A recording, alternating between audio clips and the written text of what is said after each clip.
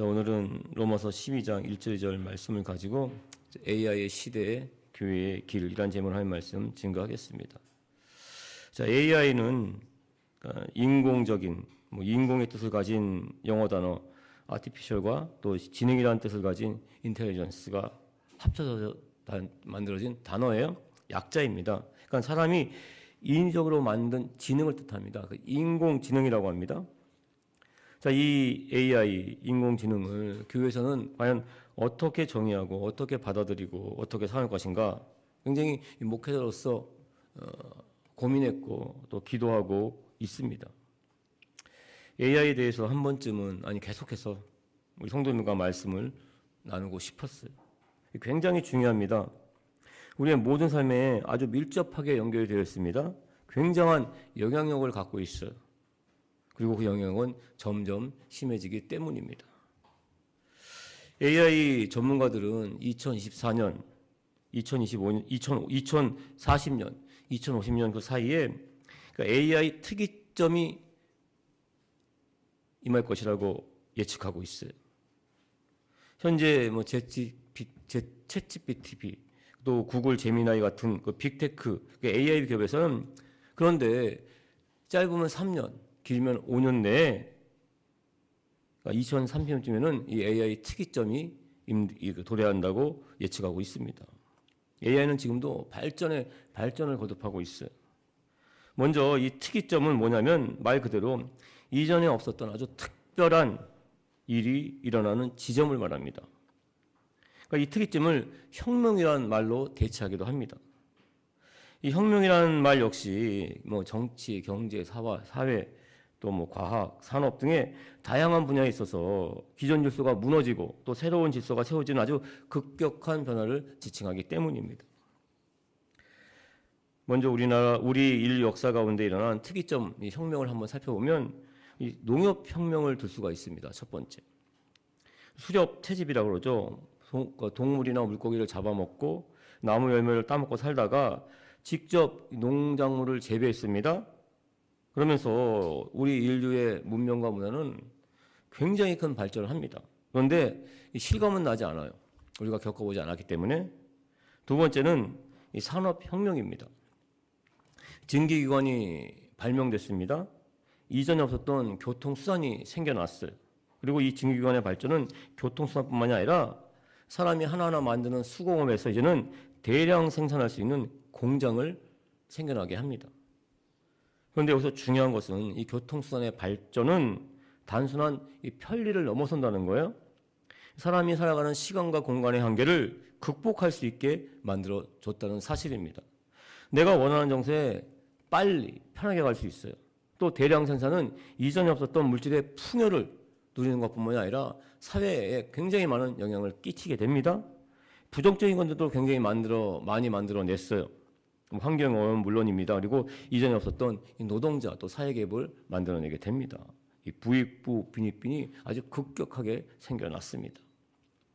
세 번째는 디지털 혁명입니다. 엄청나게 많은 정보를 엄청나게 많은 사람들이 공유할 수 있어요. 내가 원하는 정보를 실시간으로 언제 어디든지 획득할 수가 있습니다. 가장 대표적인 예는 스마트폰이에요. 멀리 떨어져 있는 사람과 언제든지 실시간으로 통화할 수 있습니다. 그런데 이 전화기에 각종 정보를 검색할 수 있고 또 영화도 볼 수 있고 음악도 들을 수 있게 한 것이 바로 스마트폰입니다. 사진도 찍고 동영상 찍을 수 있어요. 손 안에 있는 스마트폰 하나로 전 세계와 연결이 됩니다. 전 세계 사람들과 소통을 할 수 있어요. 네 번째 특이점은 AI 혁명입니다.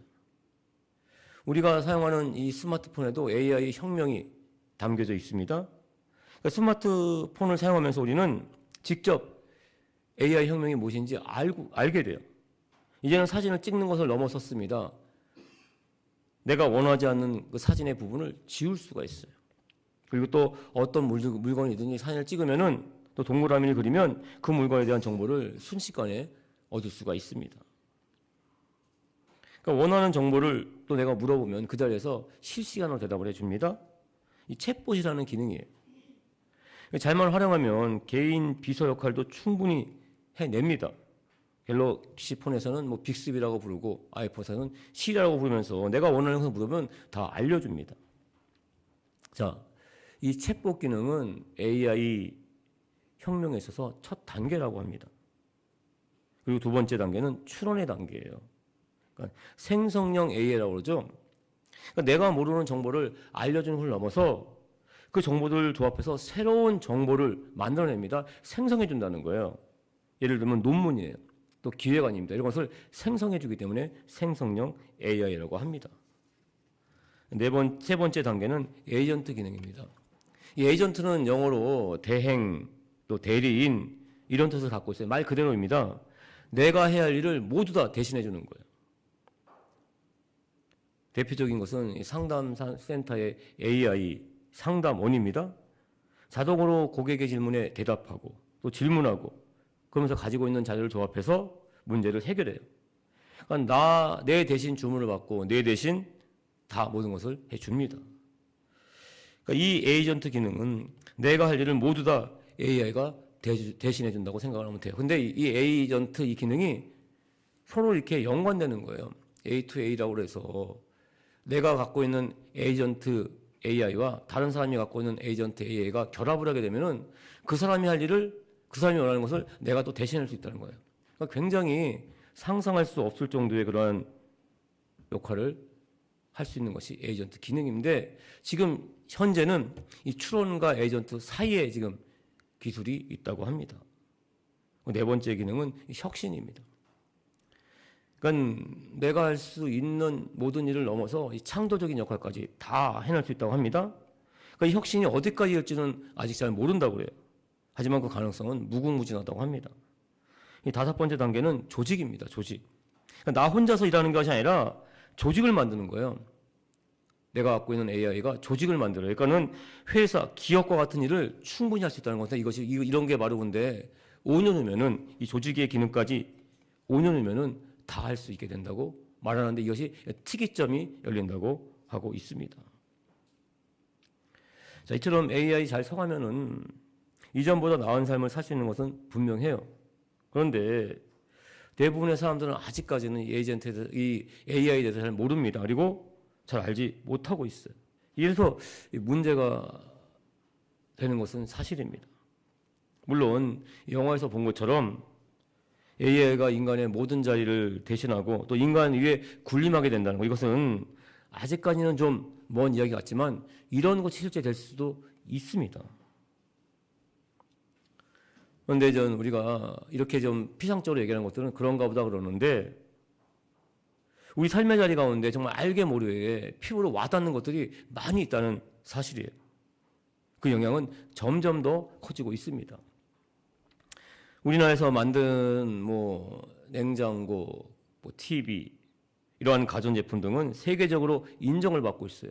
엄청나게 인정받고 있는데 이 로봇 청소기만큼은 이 중국에서 만든 로봇락을 따라가지 못합니다. 굉장히 우리나라 것보다 비싼데도 불구하고 이 중국 제품 로봇락을 쓰고 있어요. 왜 그런 것일까요? 바로 이 AI 때문입니다. 로봇 청소기는 말 그대로 로봇이 청소하기 때문에 집안이 얼마나 넓은지, 더러운지, 어떤 장애물이 있는지 알 수 있는 인공지능, AI가 반드시 필요해요. 이 중국의 AI 기술은 세계적으로 굉장합니다. 지금 미국과 1, 2위를 다투고 있어요. 그런데 앞으로 이 로봇 청소기만 그런 것일까요? 그것은 절대 아닙니다. 모든 가전제품에다 AI가 붙고 있는 실정이에요. 자동차도 마찬가지입니다. 지금 중국에서는 집 근처까지 자동차를 몰고 가면 자동차가 알아서 집에 주차하는 그러한 단계에 이뤘다고 합니다. 지금 우리나라 자동차 산업 세계적으로 3, 4위 다투고 있다고 합니다. 하지만 분명히 자동차도 AI가 붙게 돼요. 그러면 또 정말 어떻게 될지 모른다는 것입니다. 조선업도 마찬가지예요. 조선업. 우리나라의 배 만드는 기술은 세계 최고입니다. 그러니까 다른 나라들이 만들지 못하는 전문적인 배를 많이 만들고 있어요. 유조선, LPG선, 또 시추선, 초호화 여객선 등등을 만들고 있는데 이러한 배들은 굉장히 많은 연료를 사용합니다. 그러니까 정박해 있는 것보다 바다에 떠 있는 시간이 더 많기 때문에 그렇습니다.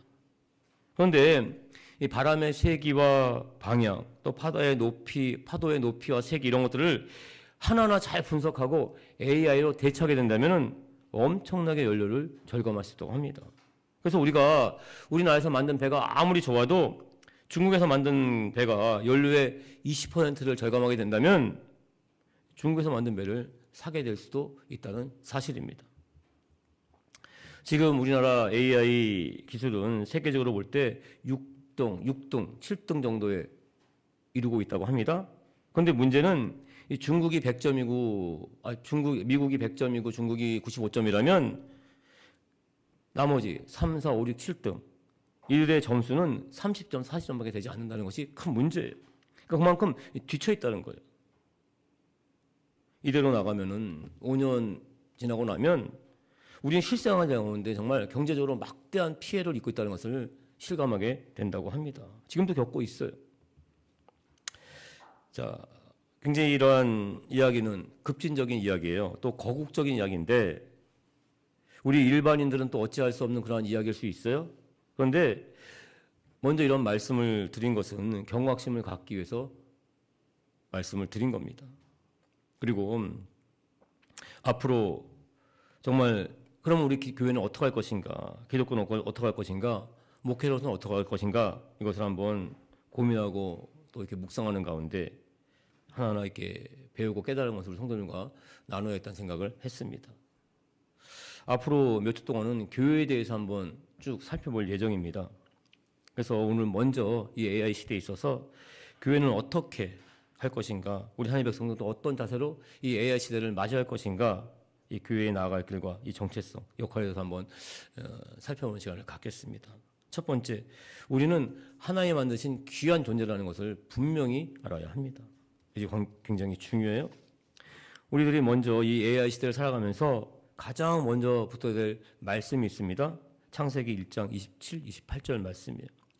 하나님이 자기 형상 곧 하나님의 형상대로 사람을 창조하시되 남자와 여자를 창조하시고 하나님이 그들에게 복을 주시며 하나님이 그들에게 이르시되 생육하고 번성하여 땅에 충만하라 땅을 정복하라 바다의 물고기와 하늘의 새와 땅에 움직이는 모든 생물을 다스리라 하시니라.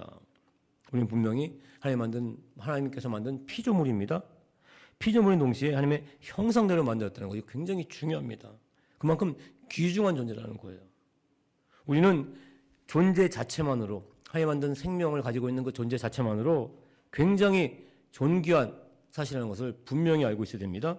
어떠한 상황과 어떠한 조건 그 무엇보다 우리 사람이 먼저라는 사실입니다. 지금부터 한 20년 전, 그러니까 2005년에 아직은 AI가 그렇게 실생활 가운데 대두하지 않던 시절에 미국 뉴욕 타임스에 실렸던 아주 흥미로운 기사의 내용입니다. 미국의 한 대형마트에서 한 어떤 가정에 아기 옷과 유아용품 할인 쿠폰을 발송했어요. 그런데 이 가정에는 고등학교에 다니는 딸만 있었습니다. 게다가 딸은 지금 집에서 멀리 떨어진 학교 기숙사에서 생활하고 있었어요.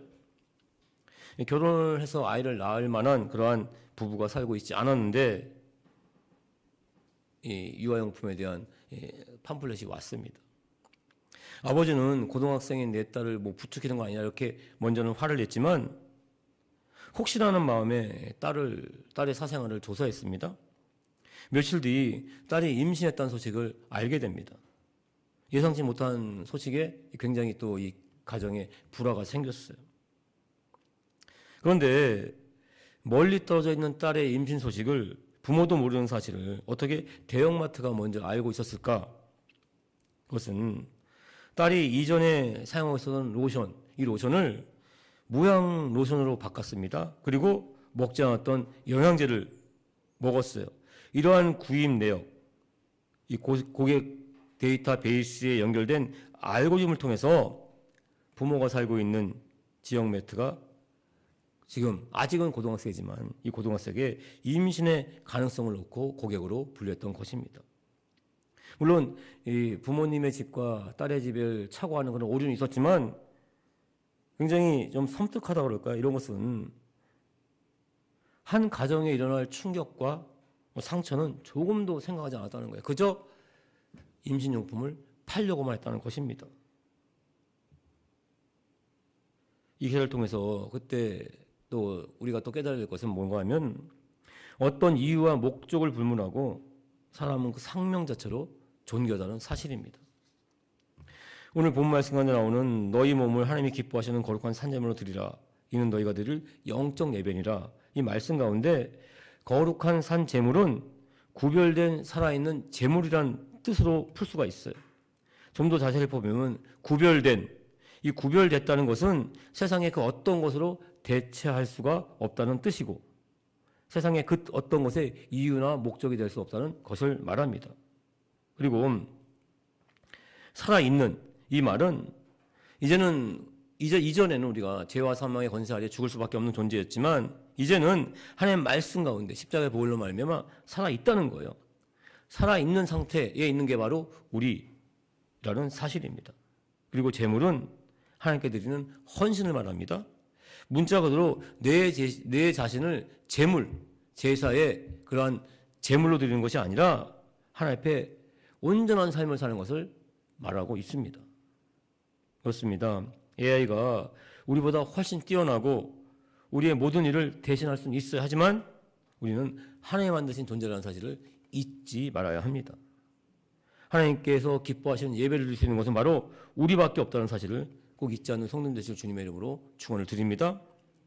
두 번째, 교회는 빛과 그림자를 분별할 수 있는 영적 파수칸의 역할을 해야만 합니다. AI 이야기를 하다 보니까 AI의 어두운 측면을 강조하게 됩니다. 하지만 이 AI 측면에는 사실 이 빛과 그림자 두 가지 측면이 확실히 존재합니다. 이 AI의 그 빛과 그림자에 대한 측면, 예를 들면 지금 현재 AI가 우리 사람에 끼치는 가장 큰 장점이자 단점, 이 두 가지 측면은 우리 사람이 할 수 있는 일을 대체할 수 있다는 거예요. 내가 할 수 있는 일, 더 나아가서 내가 할 수 없는 일도 나를 대신해 준다는 것, 굉장히 큰 장점입니다. 근데 반대로 내가 할 수 있는 일, 내가 할 수 없는 일을 대신할 수 있다는 것은 내가 할 일을 잃어버릴 수 있다는 굉장히 큰 단점이 된다는 거예요. 그런데 사실 좀 더 깊이 들어가 보면 AI로 말미암아 직업을 잃어보게 된다는 것 넘어서고 있습니다. 지금 이제는 앞으로는 죽은 사람이 내 일을 대신할 수도 있는 세상이 온다는 것입니다. 그러니까 AI로 말미암아 이미 죽은 사람과 경쟁할 수 있는 시대가 곧 올 수 있다는 것입니다. 그 많은 사람에게 인정을 받았고 큰 업적을 남긴 사람이 죽었습니다. 근데 죽은 다음에도 AI로 부활합니다. 그래서 활동한다는 사실이에요. 지금 현재 AI 기술로도 충분히 조영기 목사님 그리고 하영종 목사님 이러한 그 목사님들의 설교를 이전에 했던 설교가 아니에요. 새로운 설교를 마치 살아있을 때 하는 설교처럼 우리는 들을 수가 있어요. 마음만 먹으면 그렇게 만들 수가 있습니다. 일례로 올해 초 개봉한 영화 에얼리언 로물스라는 그런 영화가 있는데 이 영화를 보게 되면 약 37년 전, 그러니까 에어리어 1편에 나왔을 때 나왔던 배우예요. 저 화면에 나오는 배우는. 근데 이 배우가 5년 전에 죽었습니다. 그런데 이 배우의 이름은 이안홈이라고 하는데 이분을 AI로 부활시켜서 37년 올해 개봉한 영화의 배우로 나오게 했던 것입니다. 근데 이것은 할리우드 영화에만 나오는 이야기가 아니라는 거예요. 며칠 전에 2023년에 3인조 혼성그룹, 이 거북이라는 그런 그룹이 있었는데 그 리더가 터틀맨이라고 그러는데 죽었습니다. 그런데 이 터틀맨을 엠넷 특별 프로그램, 그러니까 AI 음악 프로젝트에 다시 한번 이런 그런 주제를 가지고 생전 모습 그대로 재현했어요. 굉장히 큰 이슈가 됐습니다. 이뿐만 아니죠. 최근에 보면 이미 돌아가신 분이에요. 할아버지의 사진 몇 장만 있으면은 AI로 이전처럼 살아 활동하는 모습을 동영상으로 제작해주고 있습니다. 그러니까 돌아가신 분을 추억하고 기념하는 한 방편일 수 있지만 굉장히 다시 한번 생각할 것이 많다는 것입니다. 그리고 한 걸음 더 나아가서 이 전기자동차 테슬라의 CEO죠. 이 일론 머스크는 단순한 디지털 부활뿐만이 아니라 이 생물학적 부활까지 꿈꾸고 있습니다. 실제로 뉴럴 링크라는 회사를 만들었습니다. 그러니까 사람의 뇌에 기억되어 있는 것들을 잠깐 백업 받아 두었다가 육체를 바꿀 수 있게끔, 영원한 생명을 누릴 수 있게끔 하나하나 그 작업을 진행하고 있다고 합니다. 기술적으로는 아직은 미흡하지만 얼마 지나지 않으면 5년 후면은 충분히 가능해진다고 합니다. 자, 그러면 이 사실을 어떻게 받아들이고 수용하느냐? 이 죽음의 가치관에 대한 문제, 이 부작용, 우리 기독교에서는 생각하지 않을 수가 없다는 거예요. 그래서 이미 3년 전부터, 4년 전부터 유럽에서는 이 AI 인공지능에 대한 법규를 만들어 놨습니다. 핵심은 뭐냐면은 아무리 좋은 기능이라도 인간에게 해가 되면은 만들지 말자는 거예요. 애시당초 만들지 말자는 것입니다. 우리나라도 마찬가지예요. 이런 AI 법규를 만들어 놨어요. 그렇다면 교회는 어떻게 해야 될 것인가? 성경 말씀 가운데 정말 고민하고 기도해야만 합니다. 왜냐하면 이 죽음과 부활, 극단적인 말씀을 드렸지만 이것은 우리 기독교의 핵심 주제예요.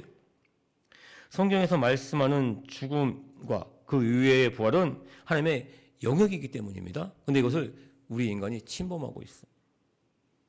하나님이 얼마든지 그 죽음과 부활을 주무를 수 있다는 거예요. 굉장히 심각한 얘기입니다. 극단적인 예지만 일상에서도 많은 이런 일을 겪을 수가 있습니다. 가장 우리가 이건 뭐 이렇게 생물학적 부활에 대해서 아직까지는 기술적으로 가능하지는 않지만 기술적으로 가능한 것들이 실생활에 일어나는 것 대표적인 경우는 뭐냐면은 인조인간이라고 하죠. 휴머노이드. 이 휴머노이드와 그 인조인간과 사람과의 관계입니다. 로봇과 사람과의 관계예요. 휴머노이드, 인조인간은 AI가 탑재되어 있어요. 사람과 똑같이 만든 인형입니다. 그러니까 지금도 봐도 동작하는 것이 좀 부자연스러워 보일 뿐이지 이 겉모습만 보면 이 사람과 구별하기 이렇게 쉽지가 않다고 합니다. 사람의 피부를 갖고 있어요.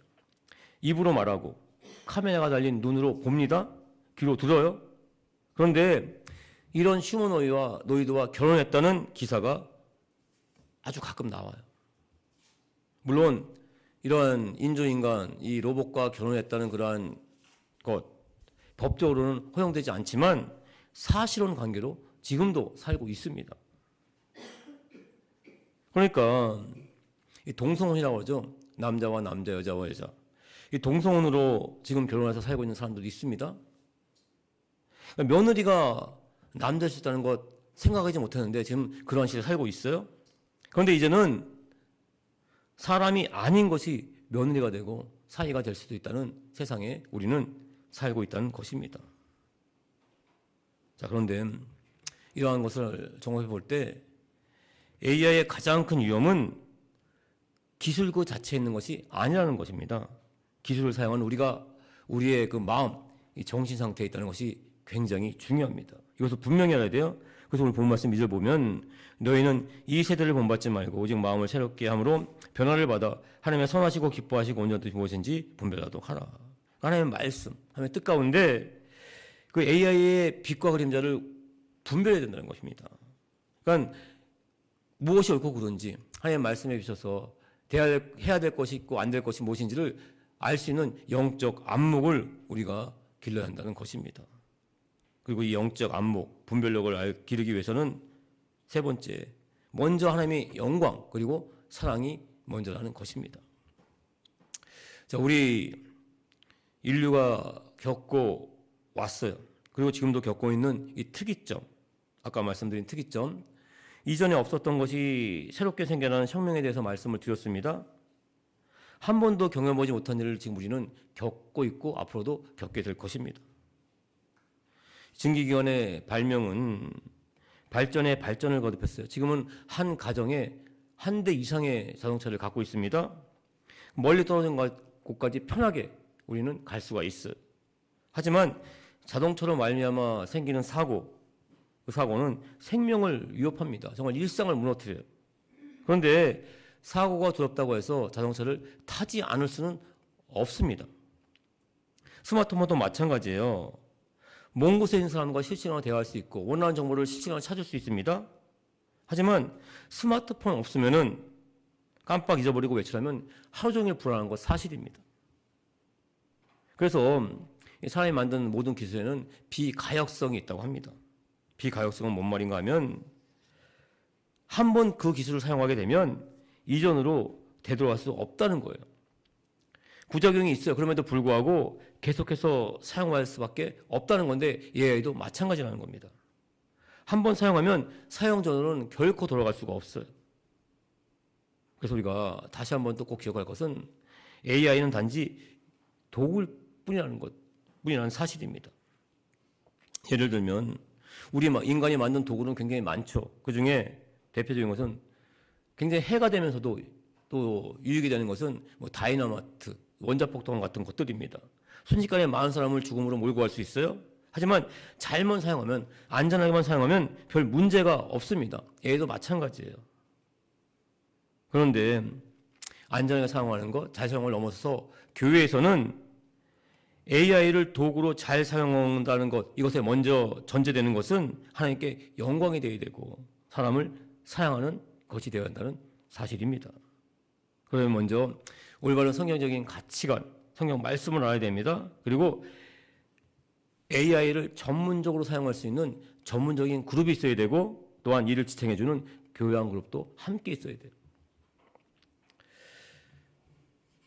처음 원자력 발전소를 만들었을 때 그때는 정말 잘 몰라서 사고가 굉장히 많이 났어요.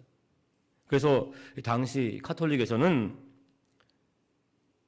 혹시 모를 원자력 사고에 대해서 대비하기 위해 신부님들에게 이 원자력 공부, 원자력에 대한 공부를 시켰다고 합니다.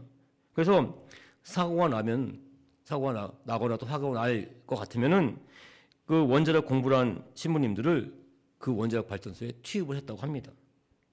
그러니까 사고가 나면 순교를 당하는 그러한 마음을 갖고 들어갔다고 합니다. AI 발전으로 굉장히 많은 유익이 있을 것은 사실이지만 또한 앞에서 말씀드렸다시피 굉장히 부정적인 것도 굉장히 많이 생겨나게 될 거예요. 그러면은 이러한 대립되는 부분, 이런 지점에서 기독교 가치관과 성경 말씀을 잘 알고 있는 전문가가 그 대립되는 것을 하나하나 해결해야 된다는 것입니다. 그리고 일반 성도님들은 AI를 잘 사용하되 도구로서 사용한다는 것. 그러니까 AI를 과신하지도 말고 그렇다고 해서 AI를 멀리하지도 말아야 한다는 것입니다. 그러니까 필요를 위해서 적절하게 사용할 수 있는 안목이 있어야 된다는 사실입니다. 그리고 이 사도 바울이 고백한 말씀에서 우리는 이 모든 것을 다 아우를 수 있는 그러한 진리를 알게 됩니다. 고린도서 8장 1절 보시면 우상의 제물에 대해서는 우리가 다 지식이 있는 줄 아나 지식은 교만하게 하여 사랑은 덕을 세우나니. 우상의 제물, 그러니까 이방 신에게 드린 제물을 하나님을 믿는 믿음만 있으면은 먹어도 된다는 것. 단지 음식일 뿐이라는 것 우리는 분명히 알고 있어요. 아무런 상관없다는 거 알고 있어요. 자유롭게 먹을 수 있어요. 하지만 9절 보시게 되면 그런즉 너희의 자유가 믿음이 약한 자들에게 걸려 넘어지게 하는 것이 되지 않도록 조심하라. 내가 알고 있는 그 지식으로 말미암아 자유롭게 먹을 수 있어요. 먹어도 돼요. 하지만 믿음이 약한 자들이 걸려 넘어지게 된다면, 시험에 든다면 먹지 말아야 된다는 사도 바울의 말씀이에요. 그렇습니다. 내가 AI에 대해서 잘 알고 있고 사용할 수 있는 능력이 있어요. 하지만 그것으로 말미암아 다른 사람의 해가 된다면, 하나님의 영광을 가지게 된다면 과감히 사용하지 말아야 한다는 것입니다. 먼저 이 사람을 생각해야 된다는 말씀이에요. 사랑이 전제된다는 말씀인 것입니다. 이 말씀을 정리하겠습니다. AI 시대를 살고 있는 우리 기독교인들이 또 교회가 나아갈 그런 말씀을 잠깐 나눴어요. 굉장히 큰 거대 담론이죠. 굉장히 큰 이야기입니다. 많은 공부를 해야 하는데 좀 좁혀서 좀 예를 잘 쉽게 말씀드리려고 했지만은 여러 가지 부족한 점이 많이 있는 것이 사실입니다. 그래서 앞으로 차차 이 교회에 대해서 말씀을 나누면서 이 AI도 잠깐 말씀을 드릴 예정이에요. 무엇보다 우리가 확실히 이 시간 알아야 될 것은 우리 성도님들이 AI 시대를 살아가면서 우리의 정체성, 우리는 하나님의 백성이라는 사실을 잊지 아니하시길 주님의 이름으로 축원드립니다. 우리 사람은 하나님 만드신 존재라는 거 꼭 잊지 마시길 주님의 이름으로 축원드립니다. AI가 훨씬 능력이 크고 많은 일을 할지라도 사람보다 귀한 것은 없다는 거예요. 또 그리고 그 가운데 정말 AI의 빛과 그림자를 영적으로 분별하시길 주님의 이름으로 축원드립니다. 그리고 AI를 통해서 무엇보다 또 먼저 꼭 우리가 기억해야 될 것은 하나님의 영광을 나타내야 된다는 거예요. 또 하나님의 사랑을 전하는 일이 먼저 된다는 사실을 잊지 마시길 주님의 이름으로 축원을 드립니다. 기도하겠습니다.